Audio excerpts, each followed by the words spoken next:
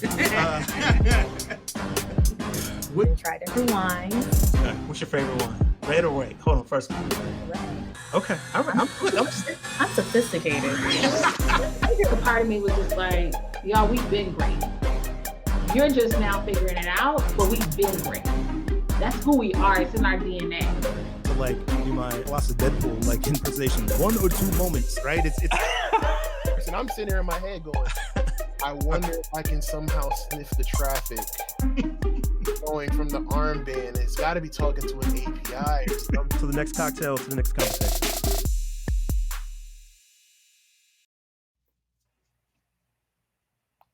What's good, C3 Squad? Welcome to the next episode of the C3 Podcast. I'm your host, Maine Terry, and I have with me today Mr. David Lee. Say what's up to the people, Dave. And they know what it is. They know who the favorite host is. And, I'm here. For you people. Oh, here we go again with this nonsense. And we have with us the lovely Laurel Berryman. Say what's up to the people. Hey, y'all. Y'all ready for this week? More David, more me, more Maine. I don't know.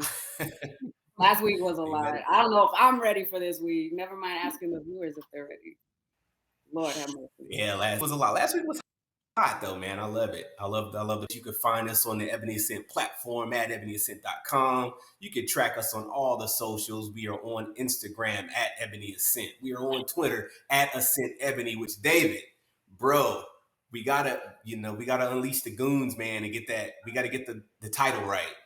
Look, man, it's funny. Like I looked it up after our last episode, and now it's available. And then I got busy and I did something else. I don't know if it's still available, so we could probably go grab it. Oh man, okay. Well, if it's still available after we record today, we need to jump on that, man. We need to get everything to link up. Also, you can find us on Twitter at on the corner media group. And you can find us on Facebook and YouTube at Ebony Ascent. Look us up, like, share, subscribe, do all of the things so that you stay in touch with all of the newest, latest info that we're dropping for the people. So, guys, as we alluded to, it's going to be kind of a hot button topic today. And it's pretty funny because recently I was having a discussion with a couple of my old high school buddies, a little Facebook discussion. And the question came up, how come people don't know how to date anymore, right? People, right? It kind of fits though. Like, how come people don't know how to date each other? And although there's, probably 100, 1,000 different little reasons why, one of the big ones that I couldn't divorce from the topic was that society now is very hyper sexualized. Right now, people, especially kids, teenagers, even preteens, adolescents, they have their smartphones, they have their tablets, they have their internet. And so people in general just have more access to sexually explicit information, sexually suggestive conversations, images, anecdotes, pornography. Kids have access to all of this, whether, we want them to see it or not. And that kind of contributes to why people don't understand what it takes to have a close interpersonal relationship with another person. And now dating has become more transactional based.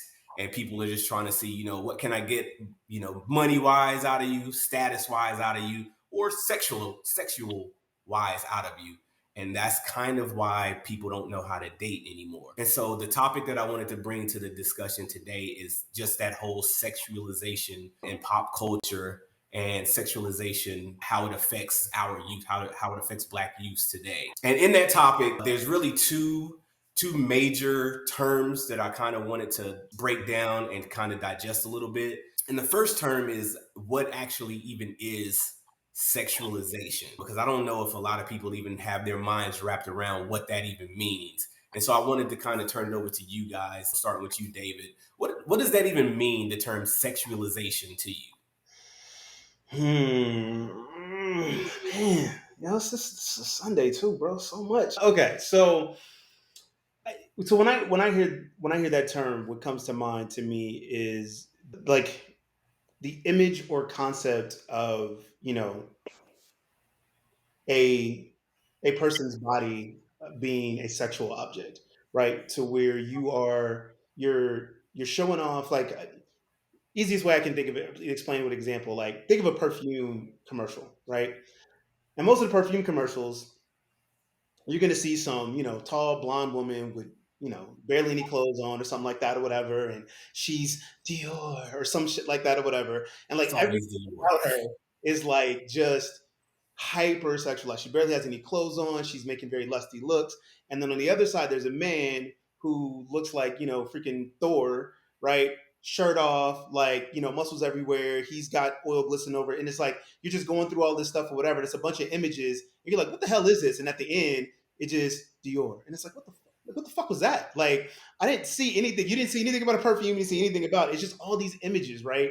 And so that to me, like when I think of sexualization, it's that it's showing like what showing the human body in ways that are meant to like arouse and then but also are trying to say like this is what beauty is, right? And using it in that way, which that's what I think of it. And then it, goes from there to just, to your kind of point that we'll get into later, but just things that we see with kids and social media and stuff of this nature. So like all the stuff that's put out there, like that's what you see, and it's the undertone behind it. So short story, when I think of sexualization, I just think of like overly expressive, like sexual concepts or positions or the way images around the body that aren't celebrating what the human body is. It's just more about trying to get a lustful attention from somebody. So Yeah, and I think those are all good points. Laurel, I definitely want to hear from you because as a Black woman in society, Black women kind of are on the negative scope of being targeted by sexualization. So in your opinion, like what do you think sexualization actually is or what it means to you? Yeah, so I agree with a lot of what David said, right? To sexualize something, it literally means to make something sexual. So like David talked about the Dior commercials, or when I was in undergrad, I took a class, I forget the name of the class, but we had to watch like a series of commercials and just to see how ridiculous they were, but how we didn't think much of it because it's something that's so deeply ingrained into us. It's just normal that you watch on TV. So I think it was like Thomas Hart, some cheeseburger place, and it was like this white lady like making out with this cheeseburger, like the oil was like dripping down her. Oh yeah, that was Hardee's or Carl's Hardee's. Jr. Yes, depending on yes. what side of the Mississippi you live on. But yeah, I know exactly the commercial you're talking about. Yeah. Yes, exactly. And so when you think about it, when you break it down, it's like, you know me, I'm a systems and structures person, so I always think about the system. And so when we talk about pop culture, media, it's all rooted deeply in white supremacy, in misogyny, which is why, like we said, it's the white women, it's the white men, and they look a certain way, right? It's fat phobic. All these people have a certain type of body, and they don't have normal bodies because they, for some reason, have zero fat. They're like 100% muscle, clear skin. They don't look like people, right? They look like, so for me, I think sexualization in general is a negative thing. I think for Black women, as we do with everything, we take it and we make it good in some way, shape, or form, right? To claim our sexuality or just to say this is us and we're here. As you stated, Black women in the media and in pop culture oftentimes get portrayed as either the mammy, the Jezebel, or the Sapphire, right? So those kind of three stereotypical racist, I guess you'd call them archetypes, right? Mm-hmm. And so we've been able to take that. And then you see Beyonce with Lemonade and now Renaissance, back Eartha Kitt, Aretha Franklin, so many different Black women throughout the ages who have basically said, we see what you think of us, but this is who we are. And yes, we like sex, we love our bodies, we love who we are, and we're not going to let you take that from us. So there's a whole lot with it. I mean, it's hard to say. I don't want to say that it's a good thing. Like I said, you can make it a positive thing, but for the most part, because of the fact that it's so deeply rooted in white supremacy and misogyny, there's really not a great way to talk about this for me. What do you think? Well, okay, I like all of the topics, and it kind of segues into the second definition that I wanted to talk about. But I did want to kind of hit it with like the clinical, the psychological definition of a sexualization, and both of you guys pretty much hit on a lot of the key words. Where it's a term that means that it's the point where an individual, whether male or female, so I like that you kind of brought up the male perspective on that, Dave. So an individual are regarded as a sex object. So not even a sexual being, but an object in and of themselves. Yeah. And they are valued specifically on their ability to appear sexy. So you guys kind of pretty much nailed what the psychological definition is. And Laurel, to your point, it kind of segues into the other definition that I wanted to bring up, which is sex positive. Because a lot of media, a lot of and I don't want to, make this a feminist versus, chauvinist sort of situation here, but a lot of feminist talking points have to do with sex and body positivity. And so the media has tried to run with that and try to turn sexualization into championing sex positivity. And I think that, to your point, the way that the media has started to portray sex positivity is becoming a negative sexualization impact on society. And so I like the way that like those two topics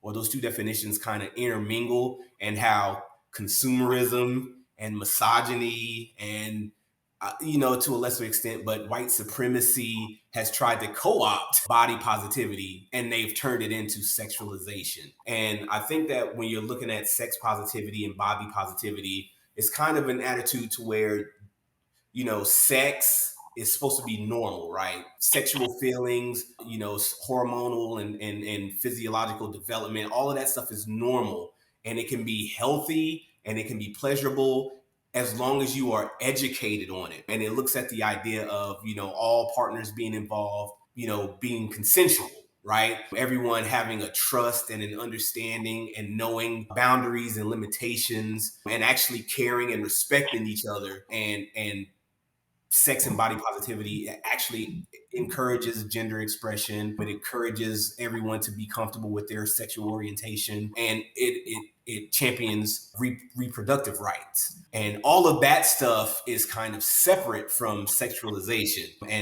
And to your point, David, when you talk about like commercials or advertisements or media, and how people are not portrayed as people enjoying a product, but as sex objects indulging in a product, I think that's where we have the issue. And I think that's what we can kind of discuss today. And hopefully that makes it a little bit easier for you, especially Laura, who said that it was kind of difficult for you to, separate the two ideas. And I think we can kind of separate the positives and then only discuss the negatives. I know, David, you had something that you wanted to add. Yeah, so for me, I kept coming back to this topic during the week when I was looking at it and like thinking about, I was like, man, I can't wait to get this topic. There was so many different ways to go with it. But for me, it comes back to, because I've had a similar conversation a bunch of times, probably in the last 5 years. I think I've had this conversation about 4 or 5 different times. And to me, it comes back to, specifically in the US, right? This Puritan based society around and thoughts around sex, that it's this, taboo thing that can never be talked about, and it's done in the dark and all this stuff or whatever. And that goes back to, like religious beliefs and all this stuff or whatever, to where sex is this thing that it's almost a bad word in itself, right? Where in some households, it's like you can say fucking shit all you want to, just don't say nothing about sex. And it's like, and so, but this is a history in this country of that. And so you can still see it playing out in how we even, think about it, talk about it, resources that we give to people, the areas that we do. Like, it's just seen as this thing, right? That's this dirty, dark thing that nobody does. But it's like, but at the same time, it's like, none of us are here without it. Like, what the hell are you like? The one thing that we're so afraid to talk about and get into, and this is taboo and all this stuff or whatever, is the most natural thing in the freaking world. Because if it wasn't, would none of us be here. Like, and so I think, to me, it's hard for me to separate back to that issue. A lot of the issues that we have around all of this, and why, you want to hypersexualize things because people engage in it more. Why? Because it's this taboo thing. If I take something away from you and tell you never to talk about it, right? Like we've all seen the analogies, like you can never talk, we can never talk.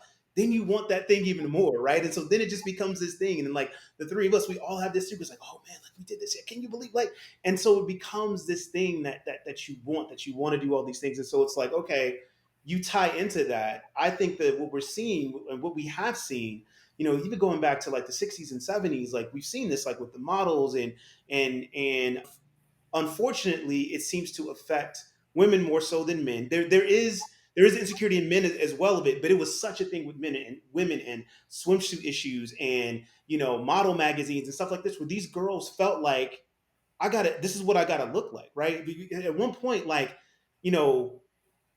models were like the definition of what was beautiful in the world. And so you all these girls like, well, I don't look like that, so I don't want to be that. And like you look at these models and I'm just like, they're most of them, they're just unique. They're tall, they're lengthy, they've got some unique look at it, but they're not necessarily pretty. But that's what was put out there, right? And then like the sex appeal to them. And so it was like, again, you're tying into that lustful thing that you're not supposed to talk about. And so it makes it engaging. Like it's to me, it was all like a play on all of that. And I've only seen it in the US when I've gone to other countries. The story I love to tell is when I went to Amsterdam. You walk around Amsterdam, go down to the red light district, and nobody's like, oh, I'm gonna go down to the red light. Hey, you want to go down to the red light district? Let's go walk around, right? And then you would literally see a weed shop, a general store, and a sex shop right there. And it wasn't no dark alley. It wasn't no they're only open from 11 till 10. Hey, let me go pick up some bread and then pick up some lube. Like, okay, yeah, babe. Like, I'll be home. Like, and it was like nothing, like not like a regular conversation. And I'm just like, and you just see every way they look at it is so completely different, right? Because it's open and it's out there, and it's like, what do you like? It's a natural thing. Like, it's not some scary bad thing. And so I think that a lot of this comes from like that repression that we have as a society in the US, that you're supposed to repress everything about sex and it's this bad and evil thing. So that turns itself into this forbidding thing, right? Like, I'm not supposed to know about sex. So then when I put a girl out there and she's got on, basically nothing, it's like, oh my God, it's a big thing. Instead of there's a woman with her body. Or a man who, has been working out or whatever, he takes his shirt, instead of it's a dude with his shirt off. Like, we don't have that reaction because it's something that we're not supposed to see. It's supposed to be away, right? And so to me, like, those two are so tied, right? Because if I had a time machine and I go back and we take that away, and then like sex is just freely talked about, bodies are just freely talked about, then I don't think the stuff we see would even matter, because people would just be used to, okay, it's a body, like, so what, right? But I mean, that's my take. It's not a bad take, and I think as adults in general, that's how it should be, right? Adults should be able to talk freely, discuss freely, look at each other freely without feeling a certain way. But I think where we have an issue is when sexually and salacious material is specifically targeted towards children. And that's kind of where society is trending towards. But Laurel, did you have any input on just kind of where we are as a society with sexualization? Yeah, well, I wanted to add that I think when we break it down, let's think about like what is being sexualized, right? And so for me, I see whiteness being sexualized. I see thinness being sexualized. I see the idea of the exotic woman, right, being sexualized and different things like that. And so to your next point, when we talk about what images children are seeing and how that shapes their conscious mind about healthy relationships, about what they're attracted to, what's desirable, it all boils down to that. And from personal experience, and this is something, it's probably going to end up being a lifelong journey just because of the society that we live in. But for me, and being a Black woman, but for me, growing up, it was always those white images, right? The wherever I was, like the Hollister models or the this and the that. And so growing up, that's what I wanted to achieve. Because from what I saw, even we could have a whole nother discussion about Disney. like Nickelodeon, those, even just those basic shows and just movies and things like that that you watch as a kid, you don't think anything of it, but they're sending you those messages as well, right? About relationships, about what you should do to get a man, or how to keep someone there, or what this means or that in terms of sex and how you should view your body. It's pushed on you from a very young age. And so of course I was one of those people, and right. So I grew up wanting to look like the white woman model that you see, like a I can't even name one right now, but my point is just that natural, that image that you see of the white woman, the long hair, silky hair, thin body, big boobs, this, that, and the other thing, like a Kim Kardashian, we'll put it that way, right? And so you want to achieve this look because you think, because that's all you're seeing and that's what everyone's talking about, this is what I need to do in order to be praised, in order to be deemed as attractive or as desirable. And so for kids, and especially when we talk about the porn industry, that's a whole thing, right? Where what are you seeing and how is that controlling what you start to believe is normal and regular? But the other thing I wanted to say, to David's point, is America has this weird thing about purity that, again, I don't fully understand it. And I know there's a lot of histories and there's a lot of literature that's out there on it, but it's very Anglo-Saxon, Puritan. We don't talk about it. And which leads to a whole bunch of issues, right? Which leads to there being entire movements focusing on teaching people what consent actually means. And it's so weird. Parents don't have that sex talk with kids. I didn't get that sex talk with my parents. I learned about sex from porn, from the things that my little stupid friends in middle school would tell me. And that's what I thought it was. Now, then I had this idea in my mind of, okay, so this is sex. Man. And that's kind of the weird thing, that a lot of our kids are getting sexual advice from people who have no idea what sex even is, what romance even is, what intimacy even is, what personal boundaries and parameters even are like. And so we grow up in a society where just bad or misinformation, erroneous information is passed around from person to person. And by the time you're maybe 35 or 40 years old is when you actually figure out what you're supposed to be doing and what an actual intimate relationship is supposed to look like. And it's very terrible. But I wanted to kind of discuss some of the things that are being sexualized, because like you said, we have advertisements, and there's also like music videos these days, which is very crazy because almost every music video that you see these days, especially hip hop videos, for whatever reason, hip hop videos are the main source of this type of imagery, where the women, and usually they're black or brown or exotic looking women, are typically scantily clad, very, if not naked, very close to being naked, or insinuating that they're supposed to be naked in the scene. They're only seen as eye candy or trophy women for the main performers if they're male. And if the main performer is a female, that is how she's dressed. And she's usually lauded for, being in short skirts, short dresses, bikinis. And like the norm now, 2022, the norm is like your female performers of the year are either ex sex workers, ex exotic dancers, or they are still doing one or the other with an OnlyFans, or they're kind of making their money on the side as a sex worker. And our little girls are growing up and seeing that. And no offense to the Cardi B's and Meg Thee Stallions and Doja Cats out there who are consenting of age adult women who are glamorizing this lifestyle, but they're not only consenting adult women that are watching this and trying to emulate this. Our 10-year-olds have tablets and cell phones, and they have their TikTok accounts, and they can access this stuff. So, I mean, David, I see you kind of nodding in agreement. What is your take on that? Shit,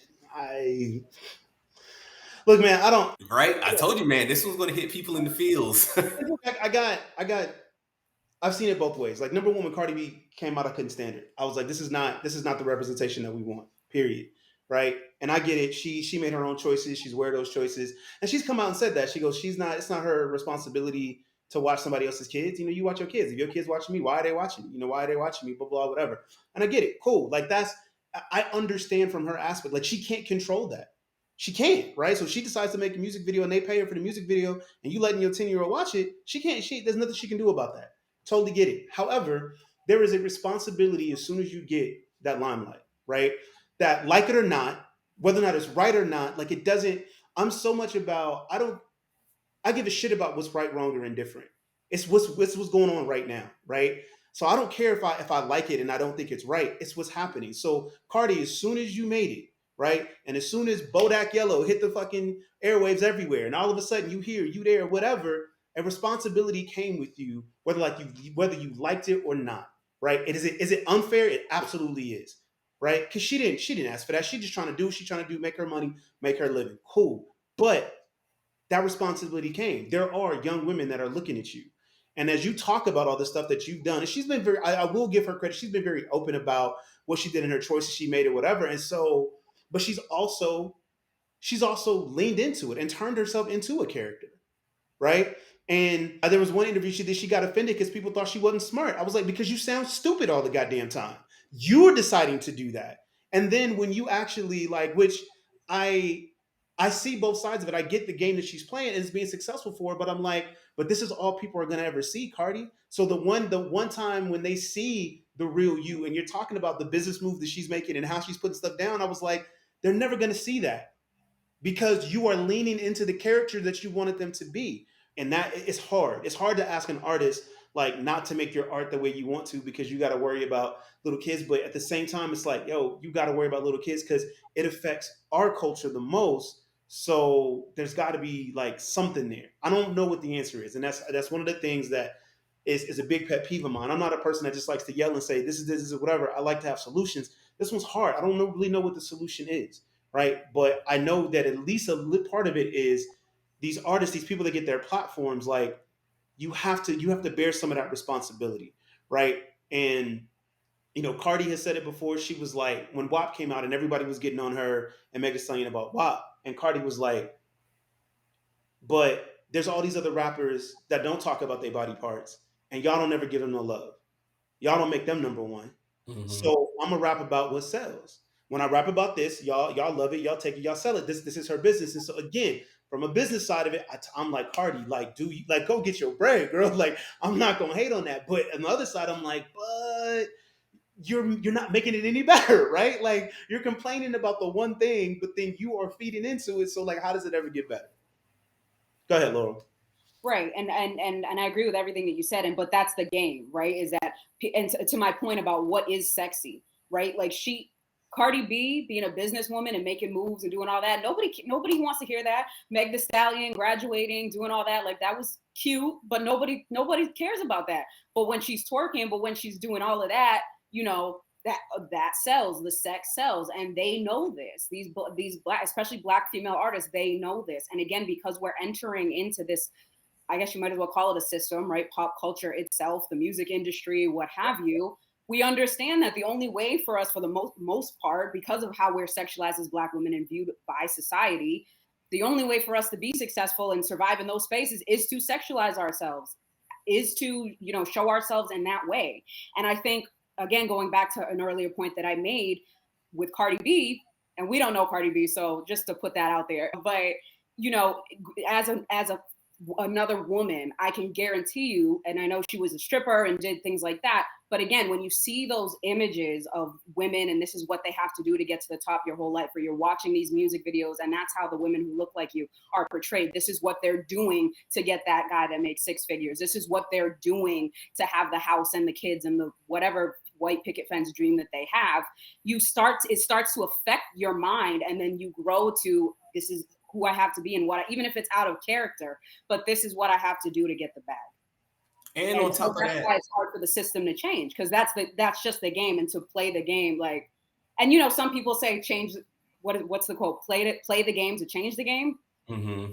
So we could talk about that. I don't know how that works in this case, but I guess it could be done. right? In terms of like representation and showing people that they're, because then you have people like Issa Rae, right? Who does like in her projects and the work that she does, she talks about her sexuality and insecure and different things like that. And you see sex scenes and this, that, and the other thing, but that's not who she is, which is the difference, right? And so when you have Black creatives, Black female creatives coming out showing that side, that sex is a part of my life, my sexuality is a piece of who I am, it's not all encompassing of me, and I don't operate this way everywhere I go in the world in order to be successful, you know, that's kind of a way to kind of shake that up a little bit. But how to change it, stop buying it, stop watching it, right? Stop buying it, stop watching it, exactly. And I know a big part of it is a lot of these artists, you know, they start off, they look like everybody else. They have, you know, nice normal proportions and nice normal appearance, and they're not heavily made up. And once they start getting that money, once that money starts rolling in, you start seeing the body enhancements. And, you know, it starts by getting your teeth fixed, and then you get the enhanced boobs and the enhanced butts, and now you're pushing makeup lines, and you're pushing lingerie lines and clothing lines and stuff like that. And then the marketing starts targeting girls in their teens, and even rolling back to even younger girls than that. And that's kind of, you know, that's the issue. That's the way it's trending. I don't know if you wanted to add anything else to that, David, because I wanted to bring up specifically like toy, the way they're marketing toys to little girls. And usually that toy demographic ages 6 to maybe 13, 6 to 12. And you have that, what do they call, the Bratz dolls, or the LOL dolls, where, you know, these are dolls designed to look like teens and kids, and even some of them are like babies. The dolls are designed to look like toddlers, but with heavy makeup, heavy lipstick, wearing, you know, fishnet stockings and micro mini dresses, and, you know, they're doing stuff like that, and they're pushing this product to 6-year-old kids. And you just know that has some sort of a psychological impact on what girls are expecting to encounter once they get older, and to a lesser extent what boys are expecting girls to look like and act like, and how they behave when they start entering the dating pool, when they start entering that age where they need to start, you know, figuring out how to interact with the other sexes, or how to approach people that you might find attractive or you want to start dating. So that's, you know, that's sexualization of toys that are marketed to 6-year-olds is a huge problem. And even though we're getting better with having Black and brown Asian representation in these toys, it comes on the heels of the toys actually being sexualized and, you know, being made up, and even in some instances being fetishized and targeting little kids. Did you guys have any opinions on that? That's a lot to take in. I don't have, you know, kids around that are that young, so that's number one, appalling to me. But it's definitely something that means we as a culture have to start having conversations maybe a lot earlier, and uncomfortable conversations that we normally don't have in the culture, right? Like, so, well, I'm gonna pick on something you said, like, you know, you didn't talk to your parents about sex. I didn't talk to my mom about sex, right? Man, I don't know if you talk to your parents about sex, right? So for me, definitely, like around age 8 to 10, we started having kind of the sex talks, and it was very, very, very weird, very awkward, because it was, you know, my brother and my sister, we're all pretty close to the same age. So I may have been like 11. My brother was 9. My sister was 8.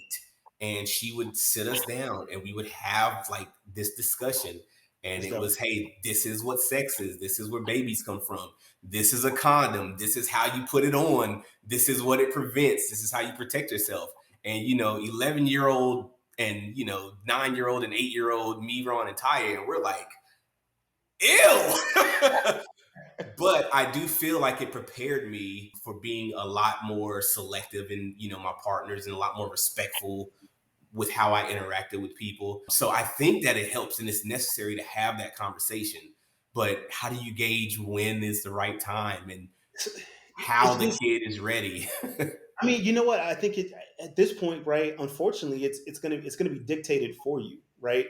if they're making toys like what you're saying, they're sexualized at 6 years old, and that's when you got to start having to talk, right? And it doesn't have to be, they don't have to be as awkward, right? It's just finding, number one, I think you have to be in a place where you're comfortable just kind of talking about sex and sexuality in general. I think a lot of that just comes to like, have you dealt like internally with your own views and are comfortable with that is? Because I think a lot of the uncomfort just kind of comes in like, well, well, what if they ask about this or these questions? It's like, but if you're comfortable with most of that, then it's an, at the end of these are your kids. You know what I'm saying? Like it should be like, I'm not saying it's an easy conversation, but it should be easier to have that conversation when you have that just kind of grounding in yourself of what that is and just kind of explaining them, answering questions. Like I've always admired, Maine, like your ability to, you know, break something down, explain to something, and then watch you with your kids and how you talk to them and explain to things, right? You kind of take the time to really talk to them, at their level, but not at them, right? Like at a level that they can understand, right? Because you can't start throwing around words like dissertation at them yet. Although I don't know, Quay, you probably could. Yeah. With the 4-year-old, he probably understands what a dissertation is. You probably could. But still, like bringing the level down, but like not talking at him, but still kind of having that conversation. I think that's just something we got to normalize. And that's a curse of the Black upbringing, right? Most Black parents, and it kind of, like you said, it kind of might come from a place of insecurity. Like, I never got the answers. I don't know the right answers, so I'm gonna just tell you to stop asking the questions because I don't know. Like, seriously, so because I don't know how to educate you on this, and so because I'm not secure with my ability to answer your questions, I don't want you to ask me the questions. And I think that is kind of one of the curses of being brought up in Black culture. And like you said, Dave, I first of all, I encourage my kids to ask questions, even the dreaded why. I tell you to do something and you ask me why. I feel like you deserve an explanation as to why I want you to do this thing. Because if someone told me to go and do something, I want to know why I'm going to do it.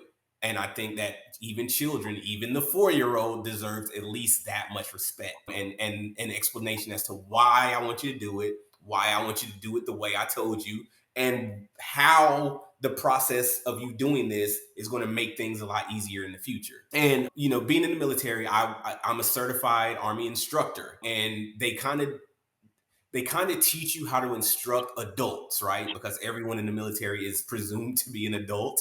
Their maturity level might not be there yet, but they are of adult age, right? And I always wondered, like, why do you differentiate adult learning from non-adult learning when the same things apply? Like, people want to know why they are being told to do things. And I think in order to develop critical thinking and analysis building in a person, you need to tell them, hey, this is why I want you to do that, because this is how this works, this is how this situation works, and this is what the end result needs to look like. And so that's why I break things down the way I do to my kids and talk to them on their level, because I want them to be able to look at a problem, analyze the problem, and then critically think their way through it. I mean, look, I can't talk about everybody else, but I know, look, there was always a why, because I said so before I put this boot up your ass. Like, right? Yeah, exactly. That's the problem. But I think about when I will have children, and when I have that conversation with them, or those conversations, right? You brought up brat dolls. If my daughter or son, or however they identify, whatever they want me to call them, asks me, oh, I like those shoes that this doll is wearing, or I like those fishnets. Like, can I wear those to school? And they're however old, 9, 10 years old. If I say no, and they go, why? Like, what's your answer to that? Why is it not okay for a little girl to? I've been in situations with friends of mine that have daughters, who they'll see me putting lip gloss on, and they're like, oh my God, can I? And their mom snatches them up real quick. They're like, nope, you're too young for lip gloss. You're too young for makeup. But then when I've thought about it critically, and I'm like, but why? So to your point about that personal accountability and like rethinking the way you think and what you know to be true, when we ask ourselves that, like, why is that a problem? Why are we making? And it goes to, I mean, we can even tie it into rape culture, right? Because some of that rhetoric goes along the lines of, well, she was wearing a short skirt. The victim blaming. Right. Or she's wearing a short skirt or something that she was wearing that let off that she wanted sex or she wanted that kind of encounter just because of what she was wearing, because she was showing cleavage or because her ass was out or whatever the case may be. And it's like, well, why do we see that? Why is that so sexualized? Why can't that just be they just like to dress like that? They're comfortable in their bodies, they're comfortable in their skin, and this is how they like to dress. That's it. Why does that have to be sexual? Who says that that's sexual? Because and so that's what I question. So if your kids ask you that question, can I wear that? Can I put on some makeup? Mommy does it all the time. And your first reaction is, whoa, no. Why is that your first reaction? You know what I mean? Yeah. Yeah, it's because what we've shown everybody is that we've made some psychological images and connections, right? So historically, if somebody's wearing skimpy clothes, she's a hoe, right? And so and you look at that either in music videos, in movies, like and so there's this connection with like, all right, well, this is the attention. Like back to Maine's thing about not knowing how to date and these kids. So what they see is all this just stupid shit around sexualization and stuff like that or whatever. And they see these interactions based on music videos or whatever they watch. This guy looks like this, the girl looks like this, or the girl looks like this, the guy looks like this. So if he does this and this is what they want. And so subconsciously they just take all this in. They see it, they see it, they see it, they see it. And so then it just becomes part of like, well, yeah, if she dressed like this, then she's gonna want me to do this. And it's like, no, like nobody's ever, like, and what really scares me is with social media is like nobody's taking the time to say like movies are fake, music videos are fake, and so is social media. Like we're not explaining like this is fake, right? Like these are filters, this is time, this is like somebody's like creating something for you to see, right? And so it kind of goes into that, and unfortunately we have to look at it like I know if it's me, I even said this with my niece when she was younger. It's like you have to be like, yes, you can make a decision of what you want to do and what you want to put on, but like understand the attention that's going to get. Right, wrong. Again, I always say this: right, wrong, or indifferent. Right. I'm not saying it's right that this attention comes, but the reality is this type of attention will come. Story, she'll kill me for this, but it's all good. She's my niece, so I don't care. When she first came to Austin, her and her friend went out. And there was this bar. I won't name the bar in Austin because the people that's watching this in Austin, y'all know what bar it is. That on the weekends, Saturdays and Sundays, like this was known as a sugar baby bar, right? Y'all don't ask me how I know this. Just trust me. That's a different podcast for a different story. So that was definitely Laurel's next question is how do you know that? Yeah, because like it's when you go there, I loved it because on Sundays they would play all the football games, right? And it was a dope place to go, bar, play the football games, you're hanging out, right? And when you first get there, you're just like, okay, this is a cool bar. So anyway, my niece and her friend went, and the way they were dressed was, dressed. They weren't dressed like badly or anything like that, but it was like they were dressed like a lot of the sugar babies that come around there. And so when they went there, she came home and she was explaining like why, like they went to that bar, and they went to another place, and the managers were kind of like watching them and then like asking them to leave and all this stuff or whatever.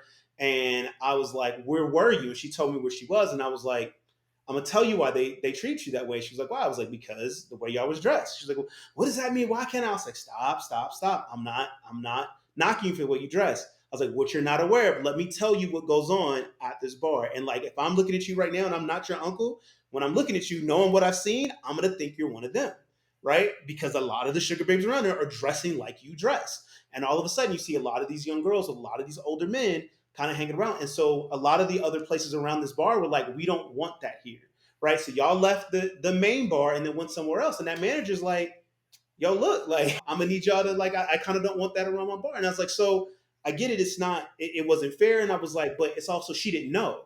And, to the same extent that probably Laura has, she was like, well, how you know? And I was like, that's a different story for a different time. But I mean, the point of the story is like, I didn't know until somebody told me. And I was just going to this bar all the time. And I thought everybody just hanging. I was like, oh, this is dope, man. So many people like to watch football.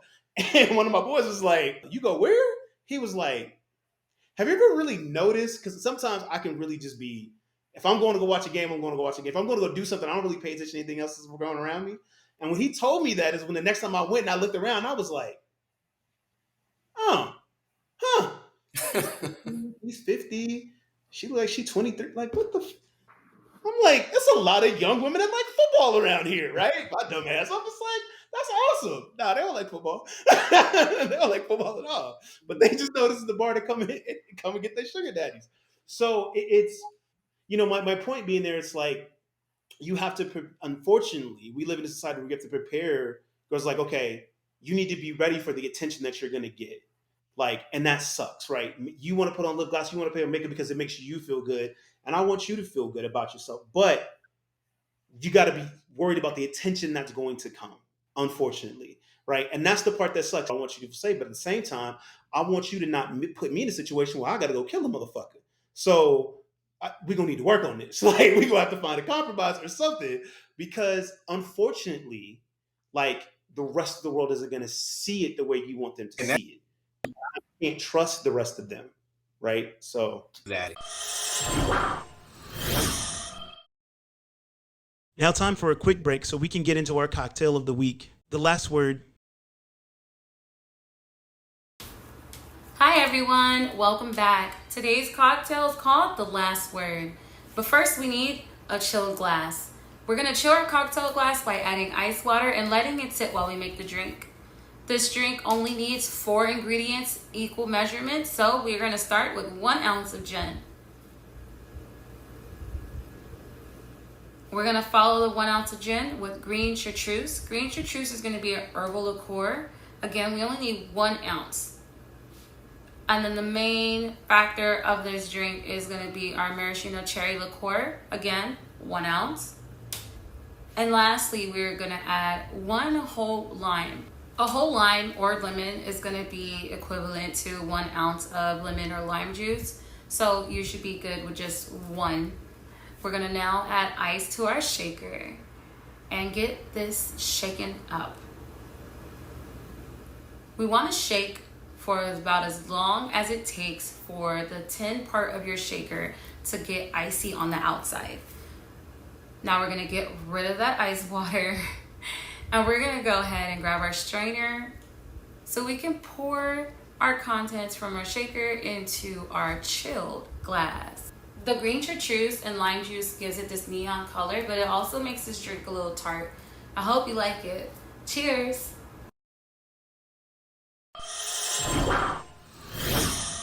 Laurel, to answer your question, I think that the age in which kids start to ask those questions, that is the age in which we as parents need, and I emphasize need, to start having those discussions. Obviously, you can start earlier. You may need to start later depending on your kid's maturity level.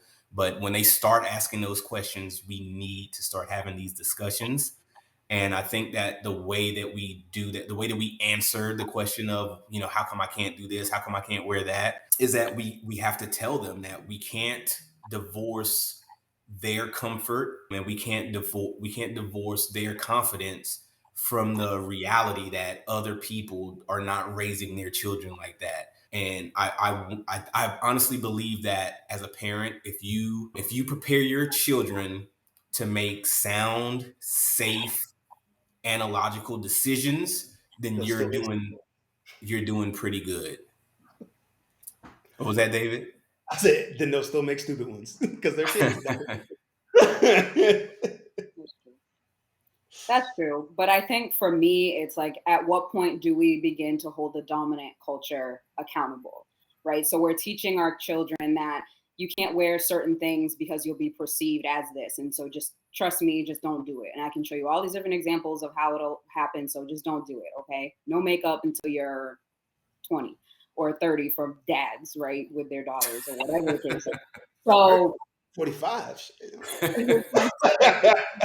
difference. So at what point do we hold the dominant culture accountable, and especially, and again, this could be another topic, but men accountable for where, and this goes into what I was talking about with misogyny kind of being at the root of it, of what pop culture has turned into and what it's allowed and what it's allowed in, is that it's always kind of coming from a male gaze. So as we talked about, like, what do men find attractive, and also just this kind of misogynistic belief that's been implemented throughout the ages in Western society, that men are the hunters and we see women like this and this is what we want, so we take, and like that. So that's a problem. So let's start holding men accountable. Let's start teaching men what consent is. Let's start teaching men that when you see women dressed in short skirts or wearing fishnets or wearing a ton of makeup, no matter how old they are, that's not making them an object for your sexual pleasure. They're just dressing the way they want to dress.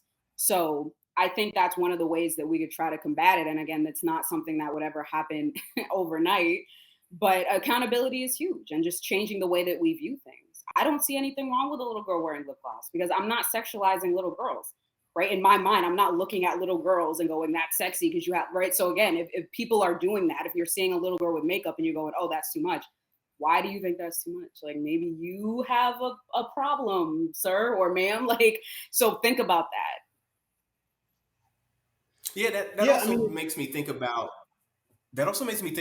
like the whole kid beauty pageant thing, because at the very root of it, right, it's little girls dressing up and performing, whether it be singing, dancing, whatever. But it's something about it that is just extra weird and extra, I don't know, it just seems, more salacious than just a regular talent show. And there's something, there's, to your point, Laurel, there's something there that needs to be unpacked, because why does it feel strange? Why does it look weird for little girls to play dress up and perform? But there's something to it, and there's some weird culture behind it that just doesn't sit right with me. And I don't know if I'm looking at that from a misogynistic, chauvinistic male lens, or if there really is something there that needs to be unpacked, either in society or either within myself. I'm not sure. But I do know that I damn sure wasn't having my daughters participate in, kid pageants. It was just weird. But on the other hand, I don't mind them, joining a dance team. I don't mind them joining a cheerleading squad or a tumbling squad, where they're very much dressed up similarly, makeup, hair done, showing, a lot of skin, or wearing, small leotards or sports outfits. So all of the things are there, but there's just some sort of different feeling to pageants that I don't have for athletic competitions. And maybe that's something that I need to unpack, to your point, Laurel. No, and I don't think that it's misogynistic for you to feel that way. I think beauty pageants, the whole thing, and going back to where we started bringing in Cardi B and Meg and people like that, it's like, if you want to dress like that, if you're a little girl and this is what you want to do and your parents are on board with it, that's one thing. But if it's like, why are you doing it? If you're doing it to prove something, that I'm worthy because I can dress like this, or I can win this pageant, which again, pageants historically, I know now they've definitely evolved a lot more than what we've seen in the past, but it's more so rooted in what a woman can do versus who she is. How she looks is what gets her the prize. And that's the problem. So you're taking, again, and like you said, there's so much to unpack, because you're taking people that is just, I think I'm beautiful and I want to enter this pageant. But it's like, okay, you can only win the pageant, but like, who is the most beautiful? Who is the most desirable, meaning what society deems desirable? Like, you don't see, to this day, you don't see fat women in pageants. You don't see a lot of dark-skinned women in pageants.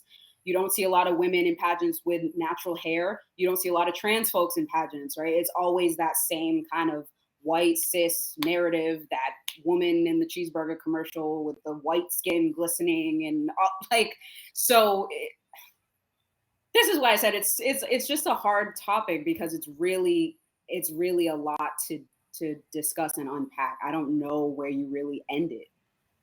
How do you solve it? I don't think it should be ended, right? I think this is a topic that needs to evolve, and as society becomes more comfortable with discussing certain topics, we evolve and start getting deeper and deeper into the discussion, until we cultivate a society where children, little girls, can be comfortable just being themselves, regardless of what they want to wear, and they can they can go out and enter a society where they're not going to be judged because they're wearing a skirt, or they're wearing lip gloss, or they're wearing eyeshadow. And until we're in a comfortable society, we shouldn't stop talking about it, and this conversation should continue to evolve. David, did you have anything that you wanted to add on there? No, just some conversations don't have solutions. It's just the solution is having a conversation. Period. right? So somebody, our viewers will listen to this or watch this, and then all of a sudden they go and have a conversation with their partner about it, or they talk to their daughter about it, or whatever. That's it, right? That's right now the best we can do is just having the conversation and continue to have it. So, man, appreciate you, man. This is an excellent topic.